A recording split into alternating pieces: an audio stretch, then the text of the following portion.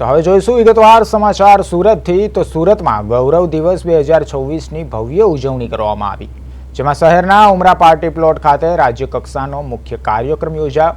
ઉજવણીના ભાગરૂપે પૂર્વ રાત્રિએ સુરત પોલીસ દ્વારા મસાલ પાર્ટીનું આયોજન કરવામાં આવ્યું, સાથે પોલીસ બેન્ડ અને અશ્વસો દ્વારા દર્શકોને આકર્ષ્યા હતા। આ કાર્યક્રમમાં રાજ્યના નાયબ મુખ્યમંત્રી હર્ષ સંઘવી પણ ઉપસ્થિત રહ્યા હતા, જ્યારે સાંસદ મુકેશ દલાલ સહિત રાજ્ય પોલીસ વડા અને સુરત શહેર પોલીસ કમિશનર પણ હાજર રહ્યા હતા।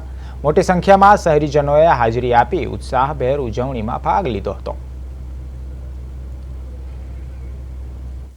1 મેના રોજ जो गुजरातना स्थापना दिवस है, एना निमित्ते जो अलग अलग कार्यक्रमों योजવામાં આવી રહ્યા છે।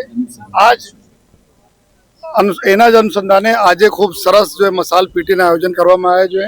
આમાં 300 જેટલા जो પોલીસના જવાનો મસાલ પીટીના માધ્યમથી અલગ અલગ આપણા કર્તવ્યો દેખાયા। ટેટુ શો થયા जो બેન્ડના ડિસ્પ્લે કરવામાં આવ્યા છે અને આપણે સુરત માટે બહુ ગૌરવશાળી દિવસ છે કે સુરતના નગરજનોને એના લાભ મળે છે અને હું બધાને जो ગુજરાત સ્થાપના દિવસનો ખૂબ ખૂબ શુભકામના આપું છું।